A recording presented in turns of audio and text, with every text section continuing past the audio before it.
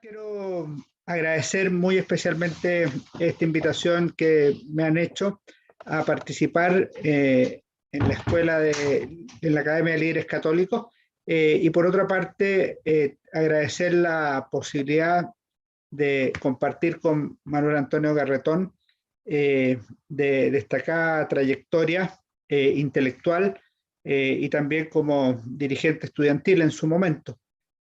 Para conversar lo que fue la democracia, el desarrollo político chileno en el periodo previo a 1973 o bajo la Constitución de 1925. Obviamente cuando uno tiene media hora tiene que seleccionar, no puede tratar todos los temas, tiene que ver cuál deja adelante y cuál deja atrás, a cuál le dedica más tiempo y cuál, por el contrario, esta vez no va a poder tratar eh, con la holgura que quisiera. En ese sentido, me parece a mí que hay dos claves para entender el sistema político chileno desde que empieza a funcionar en 1932, considerando que entre 1925 y 1932 hubo un periodo de asentamiento institucional que tuvo 3 gobiernos que no llegaron a término pese a haber asumido constitucionalmente.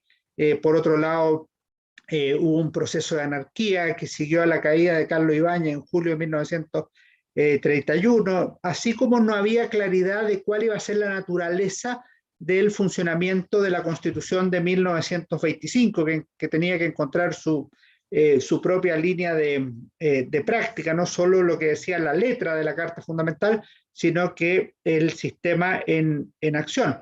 Y en ese sentido me parece que las dos claves que se instauran en el segundo gobierno de Arturo Alessandri Palma entre 1932 y 1938 son, por una parte, la continuidad de la democracia política que se extiende hasta 1973 y, por otro lado, un subdesarrollo económico-social.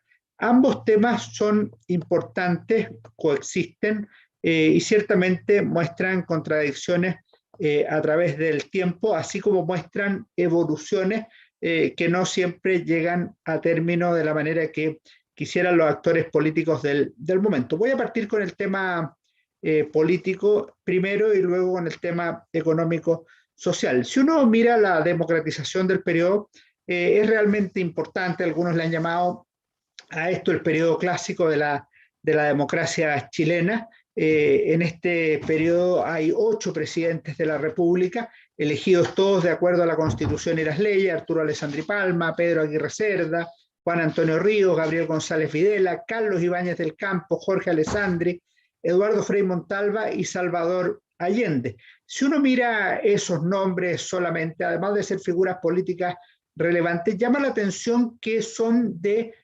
corrientes, partidos, posturas políticas diversas entre ellos y muestran una renovación que es digna de ser mencionada. Por ejemplo, en 1932 los partidos políticos más relevantes eran el conservador, el liberal y el radical, 3 partidos históricos, decimonónicos, de larga trayectoria, que llevaron al poder a Arturo Alessandri Palma, los 2 primeros, y el tercero, el Partido Radical, tuvo 3 gobiernos consecutivos con Pedro Aguirre Cerda, Juan Antonio Ríos y Gabriel González Videla como miembros de sus filas. Pero si uno mira la última elección presidencial, quien le entregó el mando a Salvador Allende fue Eduardo Frei Montalva. Eduardo Frei Montalva era demócrata cristiano y Salvador Allende era socialista. Para decirlo en fácil, la democracia cristiana de Frei no existía en 1932 cuando empieza este proceso. De hecho, en 1935 se creó precisamente la Falange y en 1957 se crea recién la democracia cristiana.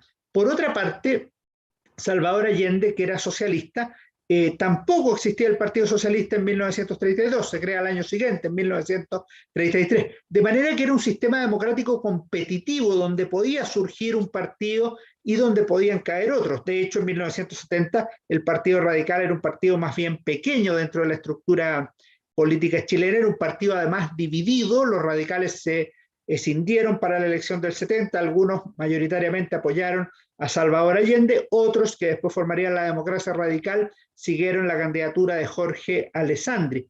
y por otro lado, los partidos liberal y conservador tuvieron un resultado tan desastroso en 1965 en las elecciones parlamentarias que al año siguiente desaparecieron, fusionándose con Acción Nacional y formando el Partido Nacional, que fue la expresión de la nueva derecha hasta 1973. Lo que quiero decir es que era un sistema competitivo, un sistema que permitía entradas y salidas, un sistema que daba para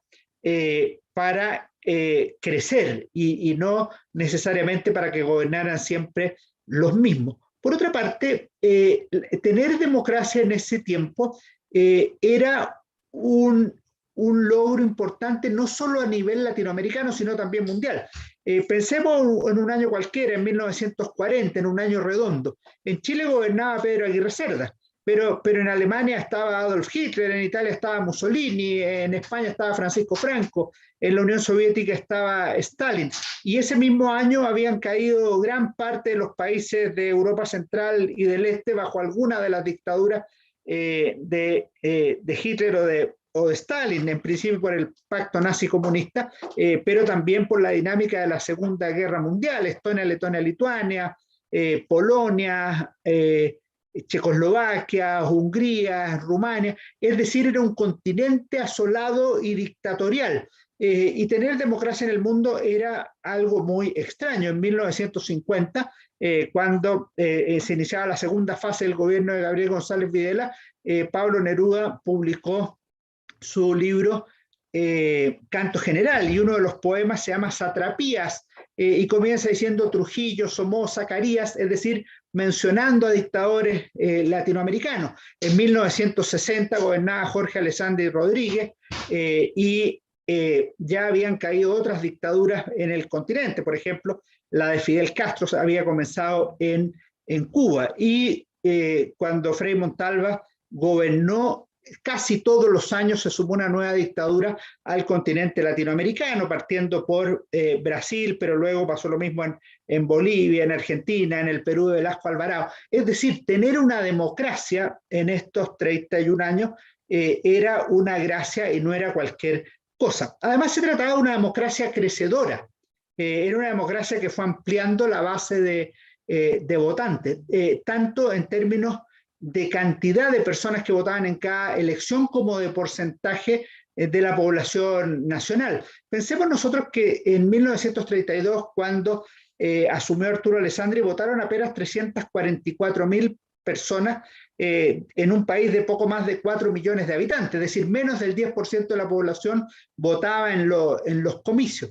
Y si ustedes miran 15 años después, 14 años después, en 1946, prácticamente no había crecido el cuerpo electoral, había pasado a 444.000, 467.000 y 480.000, y el país había crecido a 5.600.000. Es decir, ni siquiera el 10% seguía votando en 1946. Pero el gran repunte se produce a partir de 1952 por un cambio sustancial en la política chilena, que fue el otorgamiento del derecho a voto a la mujer. En 1948, que pasa a ser ley en 1949, y que se ejerce por primera vez este voto universal en las elecciones que llevan a la moneda de regreso a Carlos Ibáñez del Campo. Ahí votaron 957.000 personas en un país que tenía menos de 6 millones de habitantes, o sea, se supera el 10% de la población largamente. En las siguientes elecciones, 1.235.000, con Eduardo Frei Montalva 2,5 millones, y con Salvador Allende en 1970 2.900.000 personas en un país de 8.800.000. O sea, un tercio de la población ya participaba en los comicios. Fue un crecimiento tremendo el que hubo entre 1952 y 1970. Y este crecimiento electoral ciertamente era reflejo de una democratización política de Chile. La explicación fundamental era lo de la mujer, y al final incluso cambió la edad para votar, se bajó la edad a 18 años en 1970, y también pudieron votar las personas analfabetas. Además, era un sistema competitivo. Casi todas las elecciones hubo varios candidatos que representaban tendencias políticas distintas. 6 candidatos en 1932, 3 el 38, 2 el 42, 3 el 46, 4 el 52, 5 el 58, 3 y 3 el 64 y el 70, pero desde lo que había sido el mundo del parlamentarismo entre 1891 y 1920, en que prácticamente competían dos derechas por el gobierno del país, una derecha conservadora y una derecha más liberal, o una derecha sin radicales y otra sin conservadores.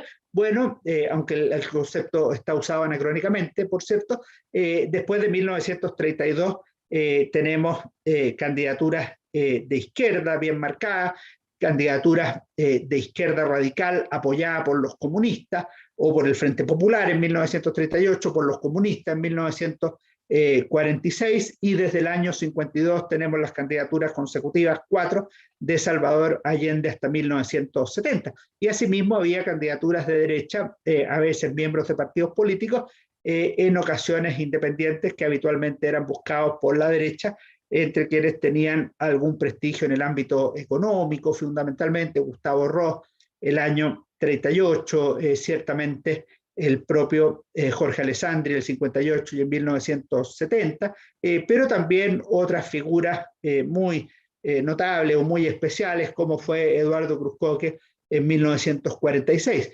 Y ciertamente también había crecimiento de partidos que, habiendo empezado marginales dentro de otras colectividades, como era el caso del partido, del Movimiento Primero Nacional de la Juventud Conservadora, también llamado Falange Nacional, un grupo notable de jóvenes, entre los que estaba Manuel Antonio Garretón Walker, estaba Bernardo Leighton, Eduardo Frei Montalva, Ignacio Palma Vicuña y otros. Terminó convirtiéndose en 1961 en un partido más grande que sus progenitores, es decir, superó al Partido Conservador en 1961, y 2 años más tarde, en 1963, se transformó en el partido más grande de Chile. Es decir, un cambio cualitativo muy grande, que le permitió al año siguiente llegar a la moneda para iniciar su proyecto de revolución en libertad. Es decir, había un sistema competitivo, un sistema crecedor, un sistema que permitía ampliar la participación social, y por ende era un sistema democrático que no solo tenía cierta autorreferencia de Chile como un país excepcional, que siempre es exagerada y que no considera los momentos de quiebre, sino que privilegia los momentos de continuidad, pero por otro lado era un sistema que también era admirado desde el extranjero. El historiador marxista Erich Hobsbawm visitó América Latina en los años 60, y entre los artículos que escribió y que fueron publicados después con el título de Revolución, él lo que explica es que es muy difícil que un europeo entienda el sistema político latinoamericano tan extraño. Probablemente la excepción sea Chile, que es el país más parecido en términos de funcionamiento a los países europeos, que es una fórmula que también se utilizaba en el siglo XIX para describir a Chile en comparación con otros países del continente. Y eso daba ciertamente una admiración, una cierta autorreferencia que era positiva entre los chilenos. Incluso la utilizó el presidente Salvador Allende en 1972 en su discurso en las Naciones Unidas, ese discurso famoso que partió diciendo vengo de Chile, pero que al final de ese párrafo termina diciendo un país que en más de 150 años la Constitución prácticamente no ha dejado de ser aplicada. Esa es una visión, una imagen de Chile. Sin perjuicio de eso, es decir, de tener una democracia crecedora, de tener una democracia competitiva, en un mundo donde muchas veces no hay democracia. Chile tenía problemas que eran muy graves y muy consistentes en el tiempo, particularmente relacionados con un subdesarrollo económico y social. Si uno mira las estadísticas, considerando que detrás de las estadísticas hay personas y no meros números, es muy notable. Por ejemplo, en los años 30, a fines de los años 30, Chile era considerado uno de los países que tenía la más alta tasa de mortalidad infantil del mundo. Obviamente esto tiene una distorsión porque era entre los países del mundo que miden bien la tasa de mortalidad, porque hay otros países que pueden haber tenido más alta tasa de mortalidad, pero no la medían adecuadamente. Pero entre los que la medían, Chile tenía la más alta tasa de mortalidad. En 1957 se produce la toma de la población La Victoria, y eso fue un continuo, desde que en 1940 pasó a haber más población en la ciudad que en el campo. Fue habitual la formación de bolsones de pobreza alrededor de la ciudad, particularmente en la capital, y la construcción de poblaciones callampa, como se les denominaba, a estas que surgían de la noche a la mañana, con poblaciones hechizas, sin luz, sin agua potable, y ciertamente sin otros bienes. En el censo de la población de 1952, una de las cosas que señalaba era que un tercio o más de la población vivía en malas viviendas, en viviendas que no podían ser calificadas de tales en términos de su calidad, que permitieran vivir adecuadamente. De esto hay mucho registro en la literatura, también en la historia y en otras formas de comunicación literaria de la época, en revistas, en diarios y ciertamente en otros medios. El doctor Fernando Monkever cuenta que una vez lo llevaron a conocer una de estas poblaciones y terminó trabajando un par de años y se dio cuenta de uno de los dramas que él desconocía y que le significarían dedicarse toda su vida a eso. Los niños no solo eran más bajos, sino que tenían el cerebro menos desarrollado, varios morían antes de los 3, 4 o 5 años, vivían entre las moscas, y eso le llevó a pensar que uno de los grandes dramas de Chile era precisamente la desnutrición. Y si Chile no atacaba ese foco, ese problema profundo de la desnutrición, bien iba a seguir teniendo problemas en el largo plazo, no solo de mala nutrición, sino que de las consecuencias que tiene la desnutrición. Menor capacidad para el aprendizaje, posibilidad de enfermedades futuras, muerte prematura y otros.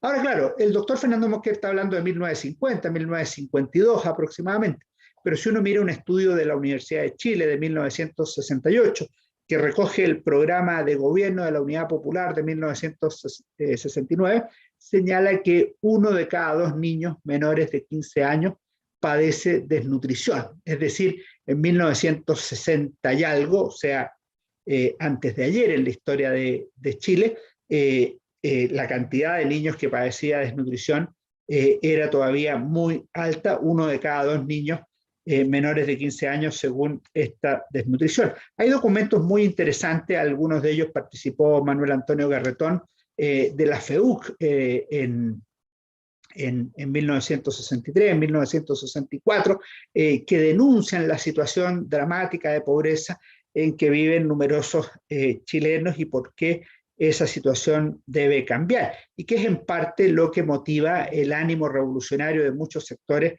dentro de la sociedad chilena. A esto que podríamos llamar la miseria, la falta de vivienda, la desnutrición, se suma la situación de los establecimientos educacionales. La universidad está restringida para unos pocos, una gran cantidad de chilenos no termina ni siquiera la enseñanza secundaria, la de humanidades, como se llama en su momento, que es nuestra enseñanza media, y la enseñanza básica, si bien tenía una cobertura creciente, cada vez mayor, todavía no era completada por el total de la población. Pero desde 1960 un poema de Pablo Neruda, que escribe en un libro Canción de Gesta, de homenaje a la Revolución Cubana, un poema que se llama Escrito en el año 2000, que básicamente es cómo se imagina el poeta que iba a ser Chile en el año 2000. Y en una parte dice: veo lo que viene y lo que nace, los dolores que fueron derrotados, el pan y la justicia repartiéndose como el sol se reparte en el verano. Y en una de las partes dice: ¿cómo se imagina? Un sueño de país. Veo a los niños en la escuela con zapatos, porque ni siquiera iban muchos niños con zapatos a la escuela en esos años 1960 estamos hablando, no estamos hablando 1910 o 1920, y hay fotos famosas en el Museo Histórico Nacional de personas caminando por la calle muy bien vestidas con otros niños, los pelusas, sin zapatos. Eso pasaba en el ámbito educacional.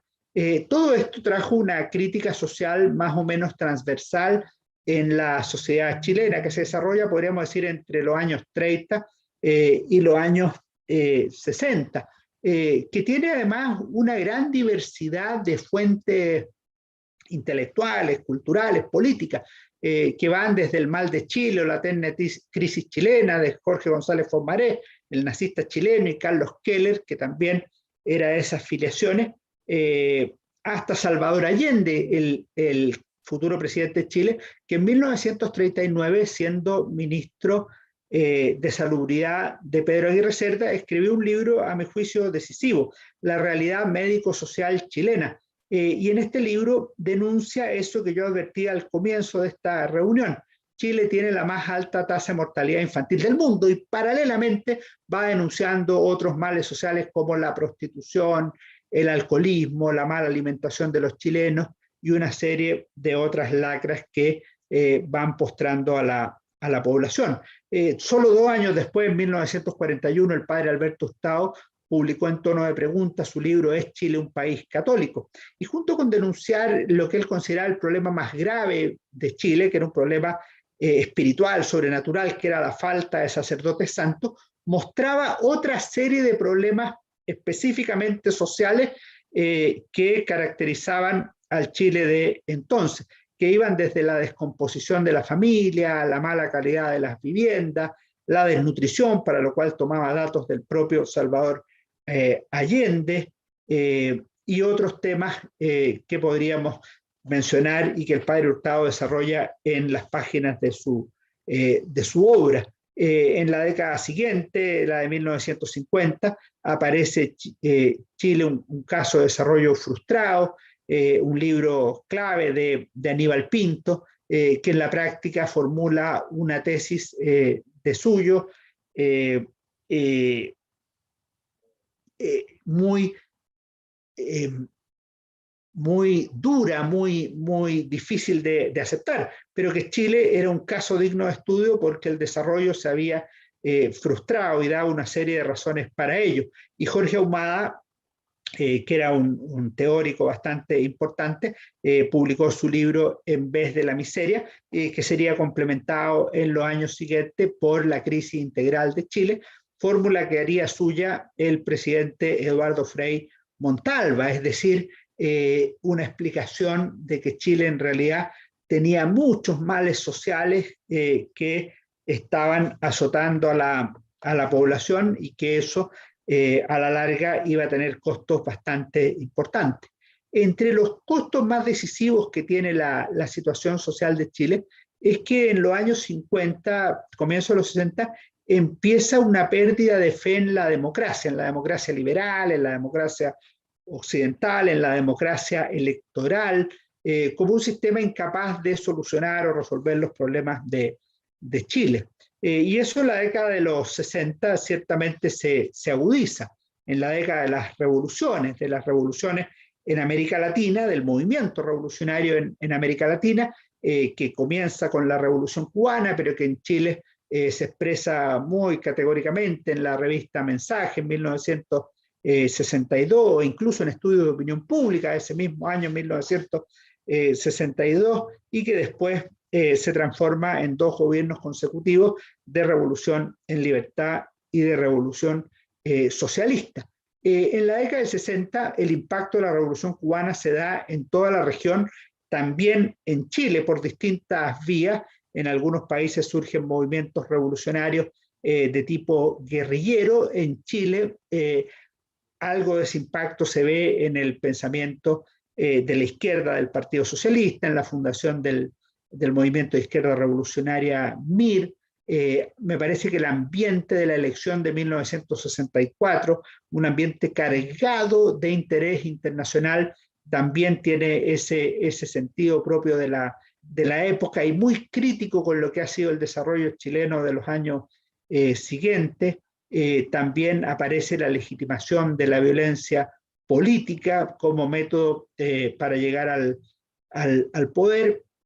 Hay otro problema que es el mal endémico de Chile, que es el tema de la inflación, que siendo de carácter económico, hay un interés por resolverlo que no tiene un correlato con la realidad de las políticas públicas de los distintos gobiernos, e incluso el que técnicamente parecía haberlo hecho mejor, que era Jorge Alessandri en la primera etapa, en la segunda etapa sigue creciendo la inflación al 30% como anual, como había sido en gobiernos anteriores, e incluso en 1955, durante el gobierno de Carlos Ibáñez del Campo, la inflación llegó a más del 80%.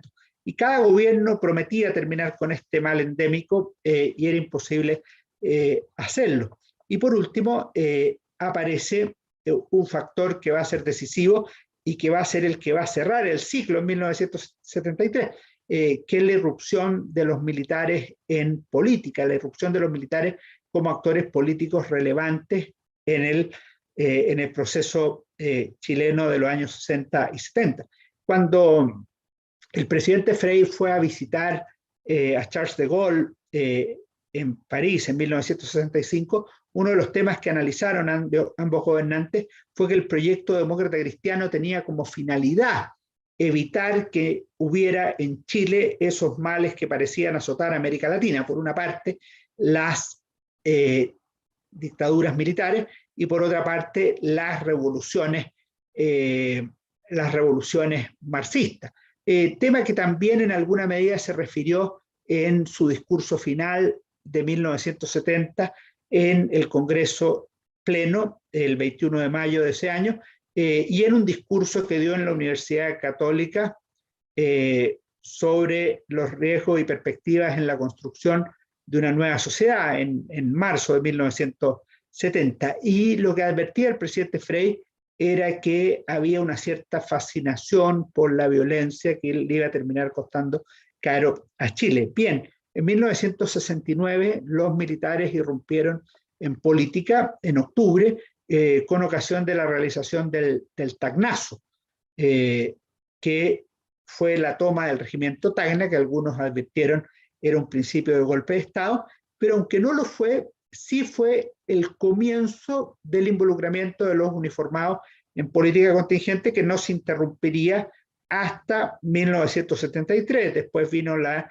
intervención de Schneider, el general, comandante en jefe del ejército, para explicar la postura del ejército en la elección de 1970 y el asesinato del general Schneider, quien solo había pedido el cumplimiento de la Constitución y las leyes en el proceso electoral. Después, en 1972, el llamado del presidente Allende a los uniformados a formar parte del proceso político en calidad de ministro, y en 1973, lo mismo en agosto, en el Gabinete de Seguridad Nacional.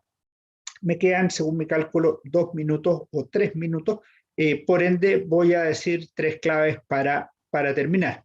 A mí me parece que entre los años 40 y 65 se advierte en la sociedad chilena una creciente conciencia de crisis, que parece bastante clara, y esa conciencia de crisis, que parte por ser una crisis social, económica, termina atravesando al sistema político. Es decir, es una crisis que no se queda exclusivamente en tal problema puntual, la vivienda, o en tal otro problema puntual, sino que termina cruzando la sociedad chilena, y me parece que la mejor definición es la de Jorge Ahumada y que acogió Frei, que Chile vive una crisis integral, que es básicamente el mismo diagnóstico que hace la introducción al programa de gobierno de la Unidad Popular. En segundo lugar, se advierte una incapacidad del sistema democrático chileno para solucionar los problemas de la crisis chilena. Es decir, cada programa presidencial, cada elección sirve para decir toda la cantidad de cosas que no se han hecho, los temas pendientes, la incapacidad del sistema político para resolver aquellos temas que se han venido denunciando durante 10, 20, 30 o 40 años, según cuál fuera la elección que se estuviera disputando. Y en tercer lugar, me parece a mí, hay una pérdida de legitimidad o falta de fe, al menos, en la democracia como sistema político. Esto se agudiza en la década de 1960 y se recupera fundamentalmente después de 1973, cuando esa democracia se pierde. Muchas gracias. Muchas gracias, profesor San Francisco, por su exposición. Y vamos a dar la palabra a continuación a profesor Manuel Antonio Garretón Merino, quien es licenciado en Sociología por la Pontificia Universidad Católica de Chile, doctor por la Escuela de Altos Estudios de las Ciencias Sociales en París, Francia.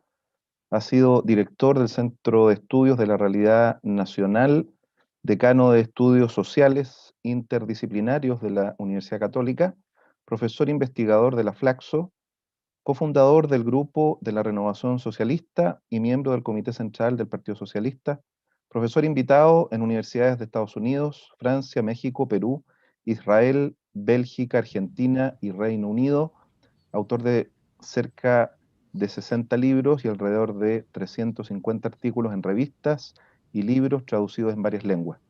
Ha sido Premio Nacional de Humanidades y Ciencias Sociales el año 2007. Profesor Garretón, muy bienvenido y le doy la palabra. Bueno, muy buenas tardes. Muchas gracias por esta invitación. Mil disculpas por el retraso en entrar, que se debió a la caída de un computador y también a un error mío respecto de la hora. Yo tenía colocadas las 18:30 y no las 18 horas. Pido disculpas y por supuesto le pido disculpas a Alejandro por no haber estado presente en el momento que lo presentaban, pero su exposición la alcancé a escuchar entera. Y me parece que extremadamente útil para lo que yo quiero exponer esa exposición de Alejandro San Francisco, porque, digamos, da una serie de datos y de hechos que son clave para, digamos, me permiten a mí saltármelos, porque en su descripción estoy muy de acuerdo, para buscar una cierta como interpretación de ellos desde una cierta perspectiva que es más, yo diría, sociopolítica o sociológica, si se quiere, más desde la sociología y la ciencia política, que desde la historia, que es la disciplina que maneja también Alejandro. Entre paréntesis, por favor, y ojalá esto me lo descuenten de lo él hizo dos alusiones al nombre Manuel Antonio Garretón. Una al fundador de la Falange y principal líder de él, que fue mi padre. Y digo principal líder porque era el principal líder en el momento que se constituye la Falange, más que los otros, entre ellos Eduardo Frei, en fin. Y después hice una alusión a mí como presidente de la FEUC en aquella época. Ese y los escritos de los 60, eso soy más bien yo. El otro, el anterior, era el fundador de la FANAC, que era mi padre. En todo caso, muchas gracias por la mención. A ambos.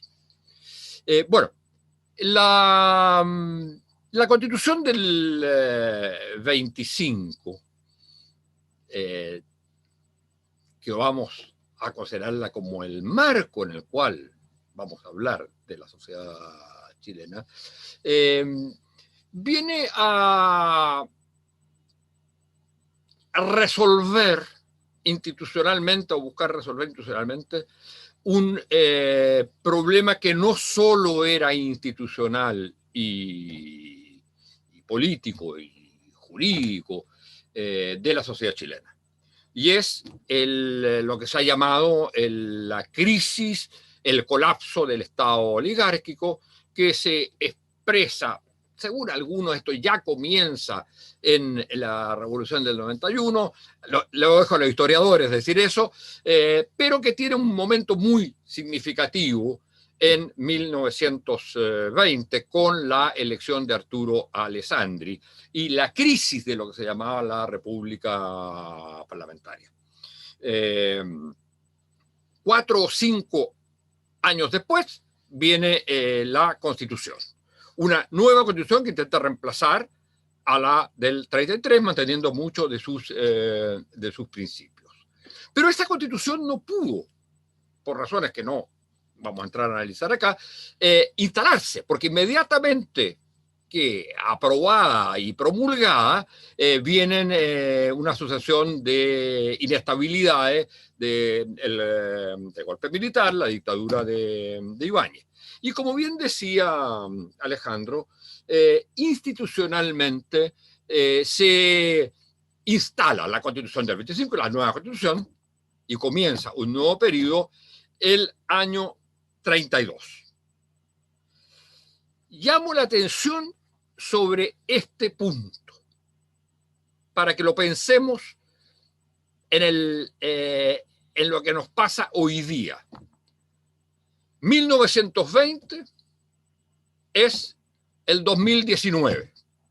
El estallido es el equivalente, a mi juicio, mutatis mutandi, de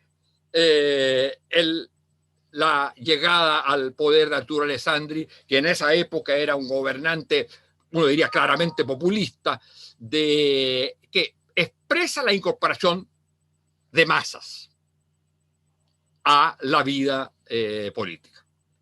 Ese proceso va a dar origen a la Constitución del 25, pero no se va a poder aplicar, digamos, el equivalente al proceso constituyente nuestro. No se va a poder aplicar, y estamos hablando con una diferencia casi exacta de un siglo. No se va a poder aplicar hasta el 32, pero de hecho, los principios implícitos, no en la estructura institucional, los principios implícitos que significaba la Constitución del 25, que era abrir fundamentalmente la posibilidad de una república en que participen masas, nuevos sectores, nuevos actores sociales, va a tener su expresión fundamentalmente, diría yo, y entiendo que en esto hay una discusión ideológica, el año 38 con el triunfo del Frente Popular. Y desde ese momento para adelante, yo diría que estamos en presencia del Chile de la Constitución del 25. Es de esperar que el Chile que se va a transformar, producto de la crisis que se expresó en el estallido y del proceso constituyente, no tenga que esperar 13 o 14 años para instalarse, como fue en el caso anterior. A partir del año, yo diría 38 fundamentalmente, se va a iniciar un triple proceso que es particular de la sociedad chilena, en que es triple, pero que se va a dar en general en los distintos países de América Latina. En momentos, por supuesto, diversos, que tiene que ver, por un lado, con el cambio en el modelo de desarrollo. El cambio del modelo agroexportador, agrominero exportador en el caso chileno, lo que se llamaba el desarrollo hacia afuera, por el modelo de industrialización sustitutiva de importaciones. El proceso de industrialización sustitutiva de importaciones significa básicamente la industrialización, sustituir aquello que el país compraba producto de lo que obtenía de los ingresos por los recursos naturales que vendía, básicamente en el caso de Chile, trigo, plata y después salitre, fundamentalmente, y cobre con posterioridad. O sea, la industrialización sustitutiva de lo que se importaba. Un segundo proceso es el proceso de democratización social, que va a significar, con los datos que señalaba Alejandro, digamos, aunque haya de repente ciertos retrocesos, va a significar un continuo proceso de democratización social, pero incompleto. Hay que pensar, por ejemplo, en las políticas de educación y en las políticas de salud, desde Pedro Aguirre Cerda para adelante. Aunque hay que reconocer que incluso en la dictadura de Ibáñez hay algo muy importante en materia de educación, que es la creación de la Superintendencia de Educación Primaria.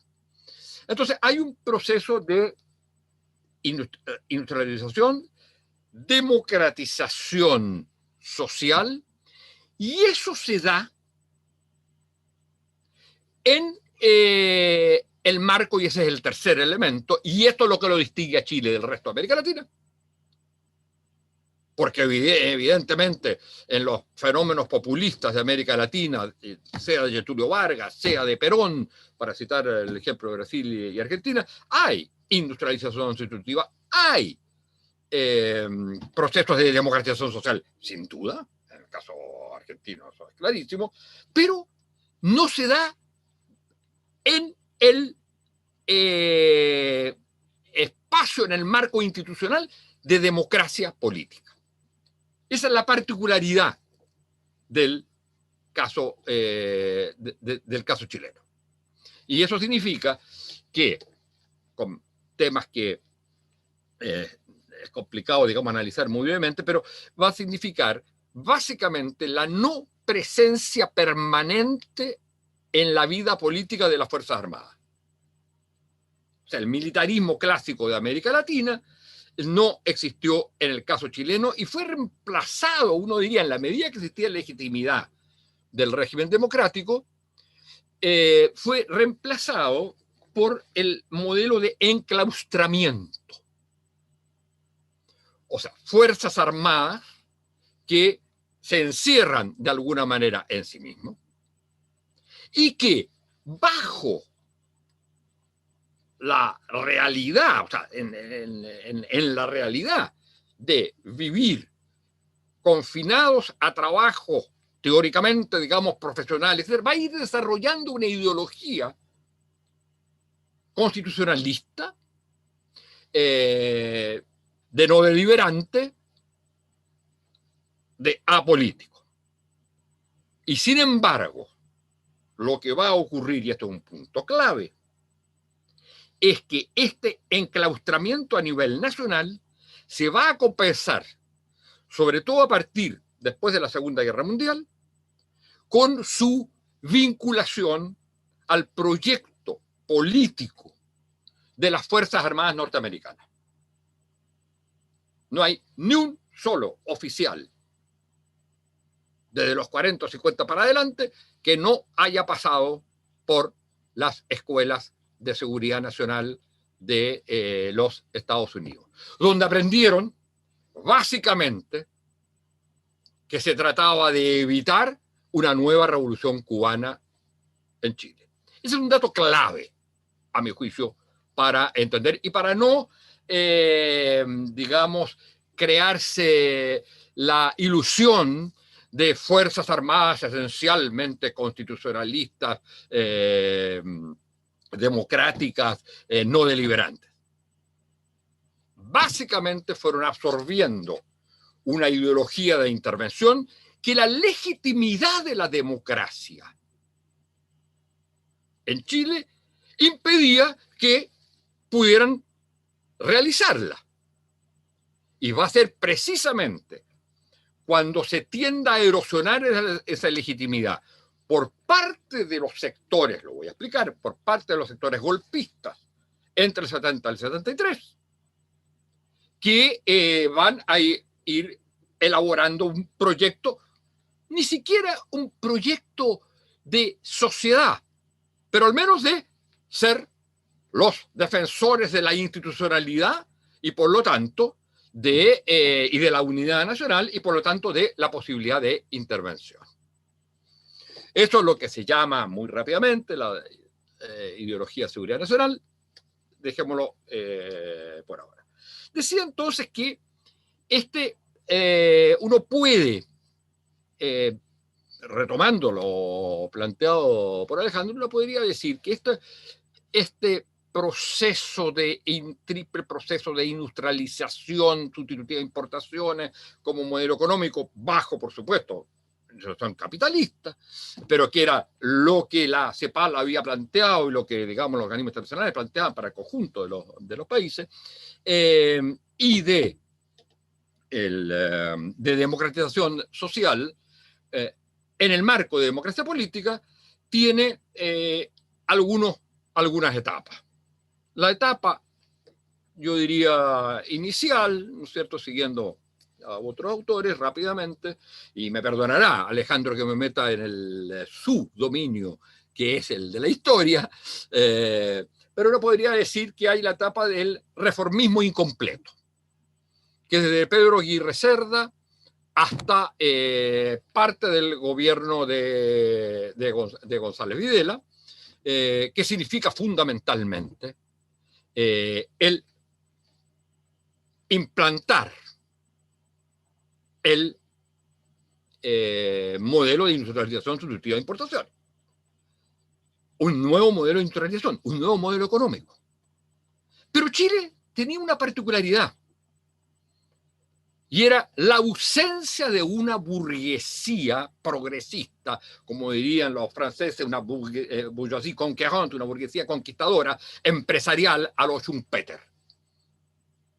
Era una clase latifundista, oligárquica, aristocrática, muy poco moderna, que había ido perdiendo todo el apoyo que le había ido dando, por ejemplo, la Iglesia Católica, que se la dio en el siglo XIX, en que había fusión entre Estado e Iglesia. Y aquí, en cambio, va a ser otro sector que se va a identificar con mucho más las clases medias y también sectores populares, que va a ser el, digamos, representante es muy duro, pero el portador de ideas cristianas en una iglesia que de alguna manera se va separando de las raíces oligarquías, y eso tiene su mayor expresión en el gobierno demócrata cristiano y con la personalidad fundamental en la historia de Chile del cardenal Silva Enrique, que va a iniciar la reforma agraria y que va a permitir la reforma de la Universidad Católica, dos grandes enclaves de la oligarquía chilena. Pero este proceso, diríamos, se inicia con Frente Popular, y aquí hay un punto que es clave. Hay un pacto social, un pacto histórico, que no son pactos en el sentido explícito que cada uno llega y firma, que consiste en que el país se va a industrializar. Y eso va a satisfacer los intereses de las clases medias y de sectores populares organizados, clase obrera. Y por supuesto, no va a tocar los intereses de los grandes sectores capitalistas, fundamentalmente fundidos con la oligarquía agraria. Y esto se expresa en que no había una burguesía industrial.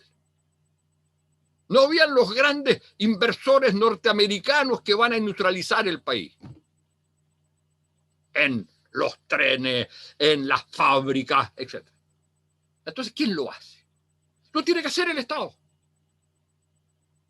Y este es un punto clave, ¿entender? Lo tiene que hacer el Estado. Entonces, esto es lo que se ha llamado el estado de compromiso en la literatura sociológica y de la ciencia política. Y al hacerlo el Estado, esto en un régimen democrático como el chileno, esto tiene que ser un acuerdo parlamentario. Pero ¿cómo lo hace el Estado? Tiene que crear una institución que reemplace a la clase burguesa que haga la industrialización. Y eso se llama la Corfo. Cuando se presenta el proyecto de creación de la Corfo, que tenía un gran rechazo por parte de la derecha, que no quería industrias por ningún lado. El Partido Comunista, que formaba parte del Frente Popular, presidido por Pedro Aguirre Cerda, presenta un proyecto de sindicalización campesina. Y ahí la derecha hace un veto absoluto a cualquier proyecto de cambio si es que se hace la sindicalización campesina. ¿Cómo se le ocurre sindicalizar a nuestra gente? Empezar a revolver a nuestra gente. Y entonces acepta que se cree la Corfo si se retira el proyecto de ley campesino. Y ahí se crea la sociedad chilena que va a durar hasta los 60, donde se producen los procesos de industrialización, se producen los procesos de democratización, pero el campo, el mundo agrario queda fuera. Y queda entonces representado vicariamente por los dueños de fondo, la clase, la oligarquía patronal agraria, que va a empezar a tejer relaciones con los nuevos sectores de burguesía que se van a ir creando producto del modelo de desarrollo económico. Y entonces no hay dueño de un banco o dueño de una industria que se vaya a crear apoyado por el Estado que no se vaya a comprar un fondo y que no vaya a tener relaciones precisamente con esta oligarquía, por un lado decadente, pero llena de fastos, llena de privilegios y, bueno, de todo lo que se conoce, mientras se mantiene una situación como la que ha descrito muy bien Alejandro San Francisco, de enorme desigualdad, injusticia, opresión y condiciones subhumanas del mundo campesino. El otro problema que va a tener este proceso iniciado del 38 para adelante va a ser que si tampoco enfrenta, y por eso hablamos de reformismo incompleto, no enfrenta el fenómeno agrario, el fenómeno del mundo rural, tampoco enfrenta otros dos problemas.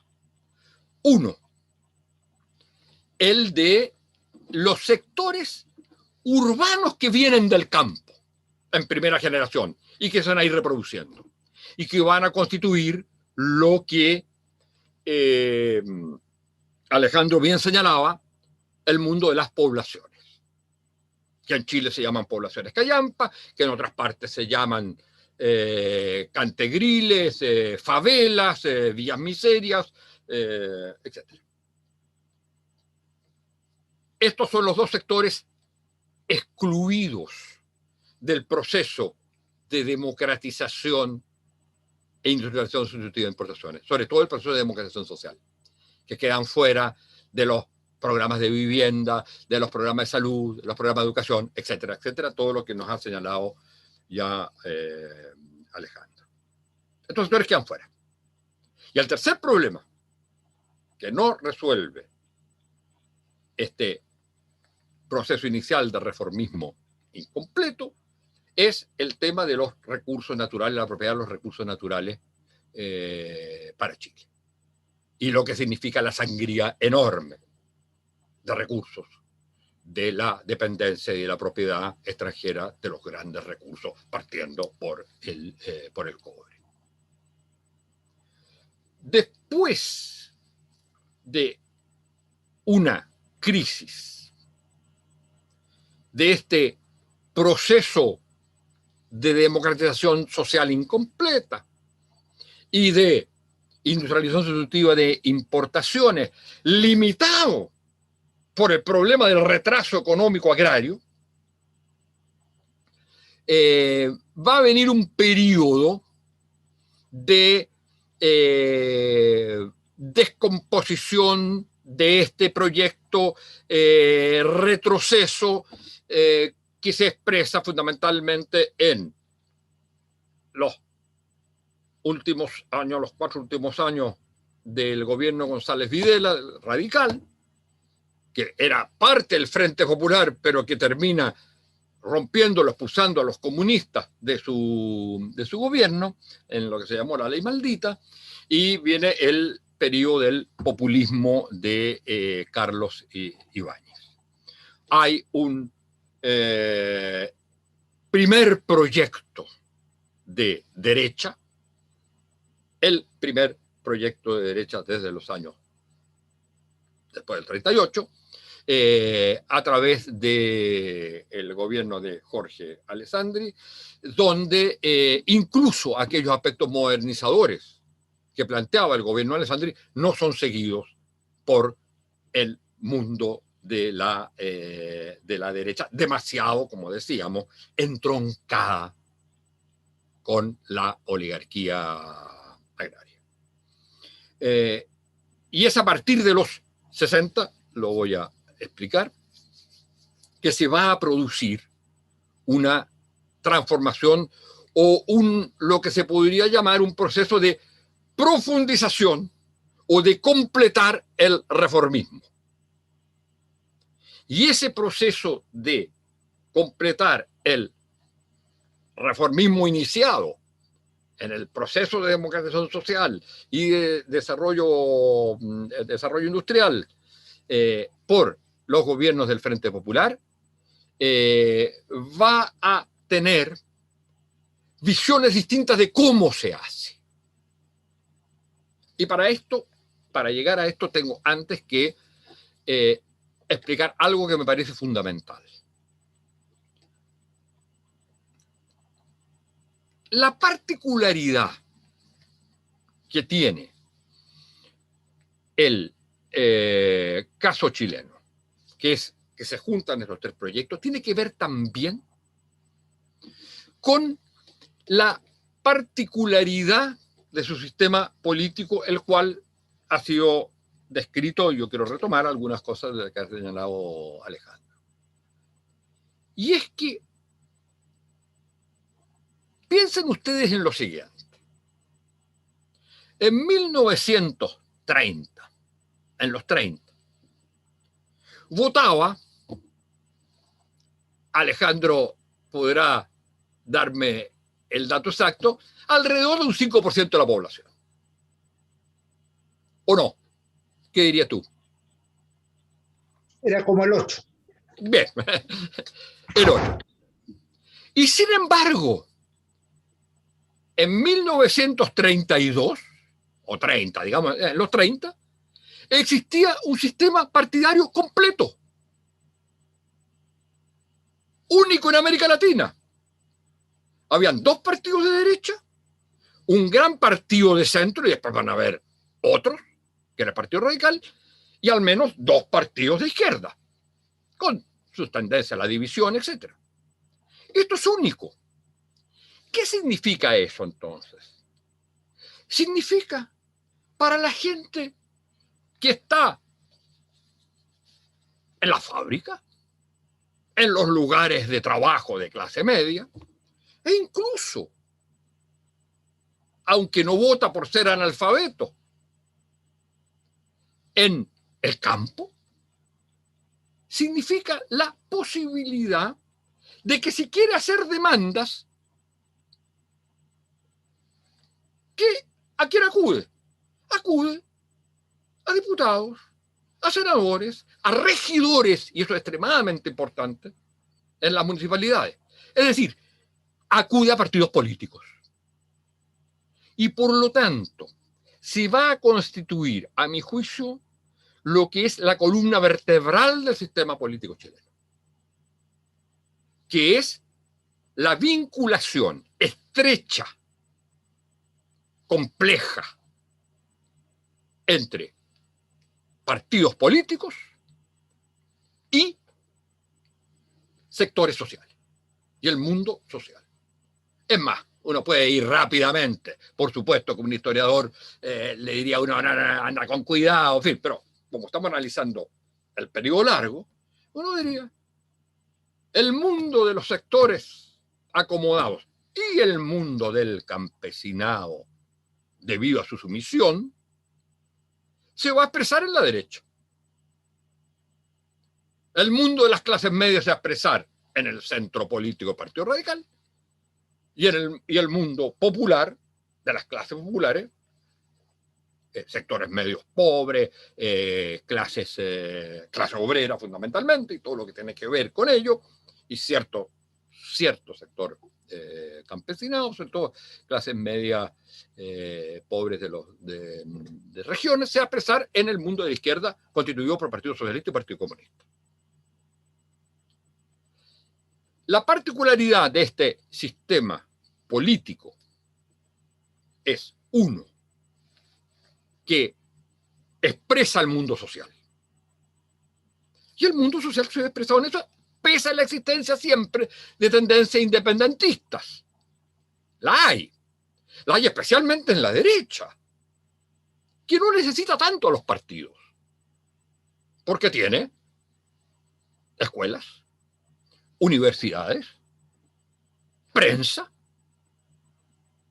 y las empresas. Pero las clases medias y los sectores populares no tienen otra cosa que los partidos. También tienen los sindicatos y ciertas organizaciones gremiales, pero esas organizaciones gremiales les conviene vincularse con los partidos. Esto no existió en otras partes, un sistema de partidos como este, porque no existió permanentemente el régimen democrático como existió en Chile durante otros 30 años. Entonces, esto va a desarrollar, y entonces, hablar de clase política en aquella época, como se habla hoy, como algo separado de la sociedad, es falso. La política expresaba a la sociedad y la sociedad se expresaba en política. Y eso queda, ya que le ha gustado a Alejandro hacerlo, lo voy a hacer yo también, queda muy claro en los poemas de Pablo Neruda. Cuando uno toma los versos del Capitán, por ejemplo, escrito en homenaje a la Guerra Civil Española, a la República Española, lo que hace es decir, bueno, mi vida personal. Esa es la revolución. Dame un beso, mujer, toma ese fusil, camarada. Hoy día nadie haría piropos de ese tipo. Es decir, hay una relación entre lo político y lo social que es lo fundamental del caso chileno, independientemente de que pueden haber rechazos por ahí y por allá y que haya momentos de crítica a la política, como es el caso que hace de el gobierno de Carlos Ibáñez, en que su lema era Ibáñez al poder, y del año 52, Ibáñez al poder y la escoba va a barrer. ¿A quién va a barrer? A los radicales que estaban en el poder. Este fenómeno es el que yo he llamado la columna vertebral de la sociedad chilena. Y que tiene algunas consecuencias que a mi juicio son muy importantes.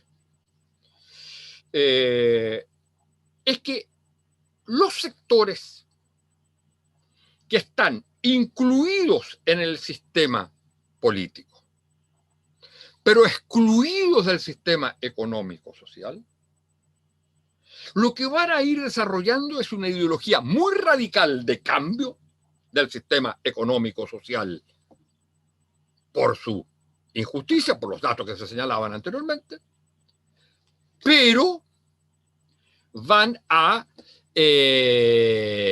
aceptar las reglas del juego democrático. Entonces hay un radicalismo ideológico y a su vez hay una aceptación de las reglas del juego democrático. Esto fundamentalmente desde el punto de vista de los sectores populares y los sectores de izquierda. De los sectores también es así.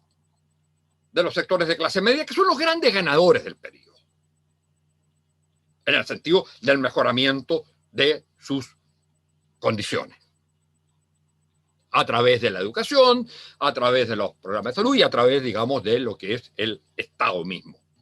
Y hay que pensar que los profesores eran parte del Estado, eran funcionarios del Estado, los profesores de la educación del sistema escolar.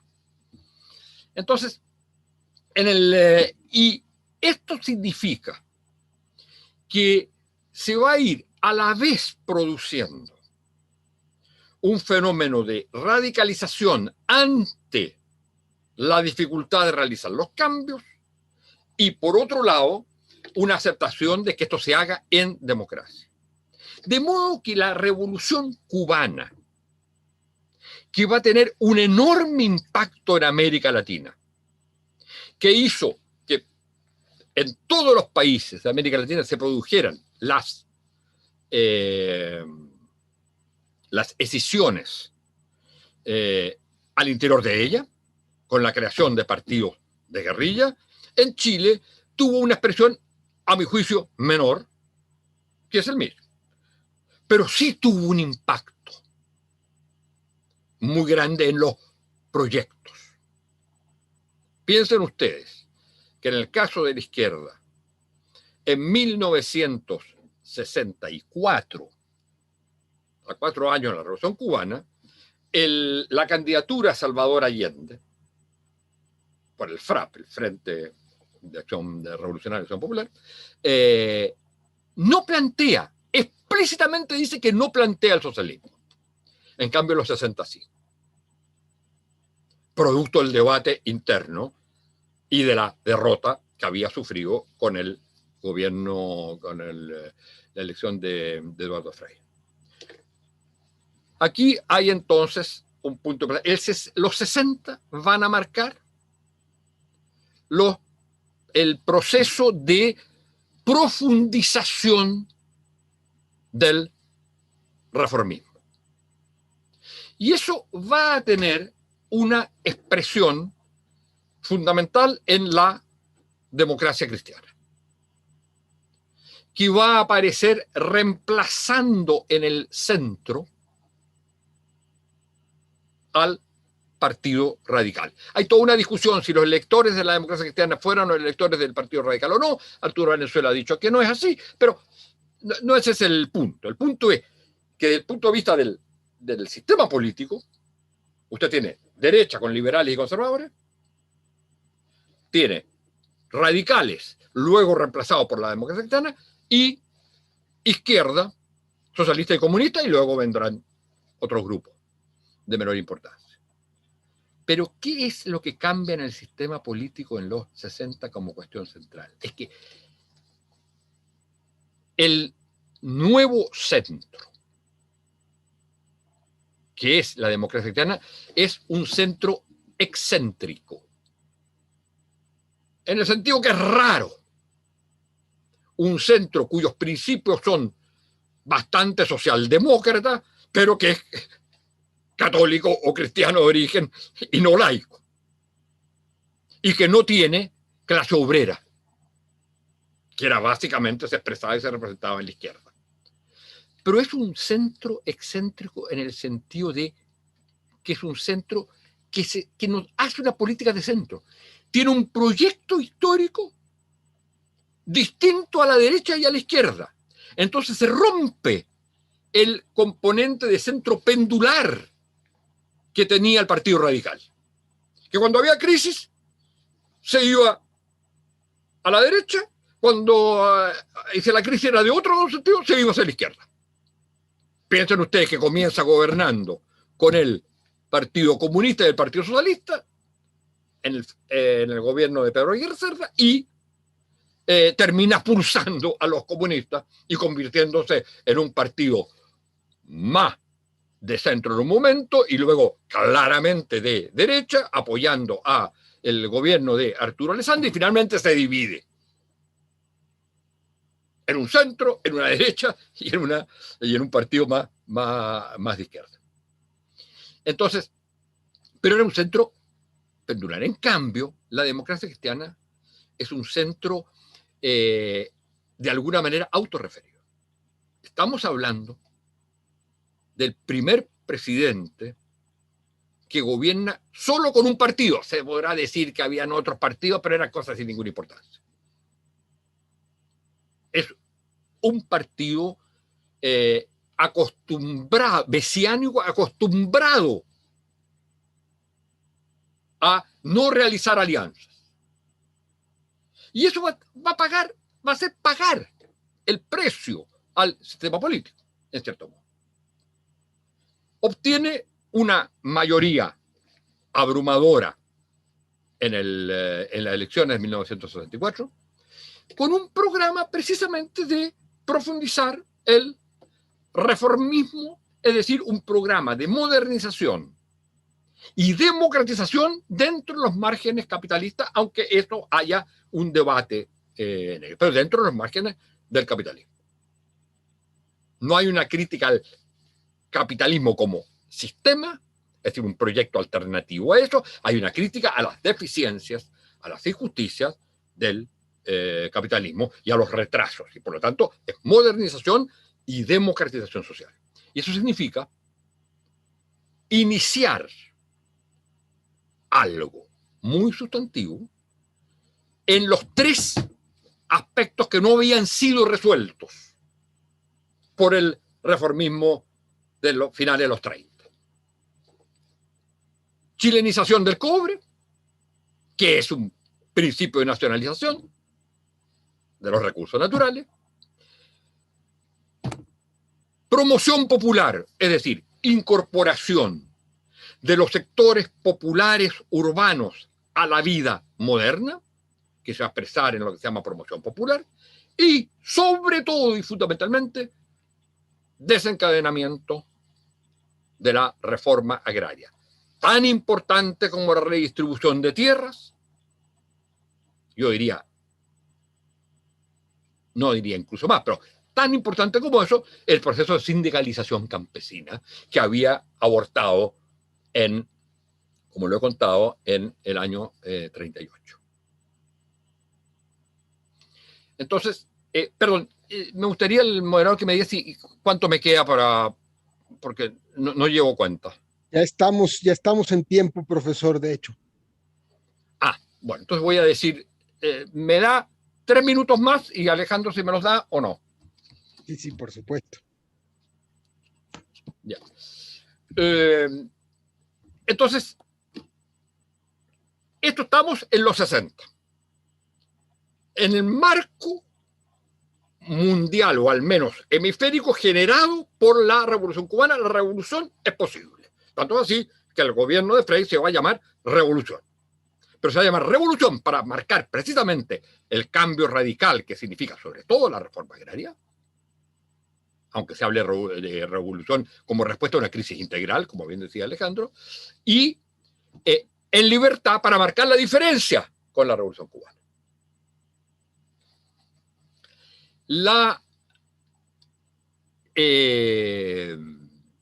Lo realizado por el proyecto demócrata cristiano tiene un problema que es su dificultad de establecer una alianza política con otros sectores. No digo que los otros sectores hubieran estado de acuerdo. La derecha se entrega absolutamente en la elección de Frei, ante el temor de que gane Allende. Pero empieza a tomar su distancia, y yo diría un odio hacia la democracia cristiana, producto principalmente de la reforma agraria. Quiera tocar el bastión fundamental constitutivo de la oligarquía chilena. Y a su vez, la democracia cristiana no entiende, y eso dicho por muchos de ellos posteriormente, que hay algo diferente que se llama la clase obrera. Y que eso no son solo los pobres, que es un sujeto político, y el sujeto político se expresa en determinados partidos. dado lo que he dicho respecto al caso, al modo como se constituían los actores sociales en Chile. Es a través del sistema partido. Y entonces opta por un camino propio que le va a significar una oposición creciente de la derecha y una oposición, por supuesto, de la izquierda, que reivindica el hacer un modelo distinto al modelo capitalista, más allá de las reformas que hace la democracia cristiana y que ellos apoyan. Y eso se va a expresar entonces en las 3 candidaturas de 1970. Pero con algunos cambios importantes. Ya la derecha no es la derecha liberal y conservadora, ha constituido un nuevo partido, que es el Partido Nacional, que va a expresar un liderazgo teniendo a Jorge Alessandri como candidato, el programa La Nueva República, se llama La Nueva República, fíjense lo que significa, lo va a dirigir nada menos que uno de los más importantes Chicago Boys, que después será ministro de Economía de Pinochet. O sea, ya estamos en presencia de la propuesta de un capitalismo autoritario, por supuesto, dentro de los marcos democráticos, y de una profundización capitalista. La democracia cristiana y la izquierda van a presentar un proyecto, y ya a esta altura, en el caso de la democracia cristiana, va a decir que se trata de superar el capitalismo y el neocapitalismo, en las palabras de Tomic. Y el proyecto de Allende es la vía chilena al socialismo. No hay, entre el programa de Tomic y el programa de Allende, no hay grandes diferencias. Pero la historia de las relaciones hacía impensable lo que debiera haber sido en ese momento y que años después se hará en la dictadura, que es la alianza entre centro e izquierda. Y entonces, el proyecto de vía chilena al socialismo es el que triunfa. Y el proyecto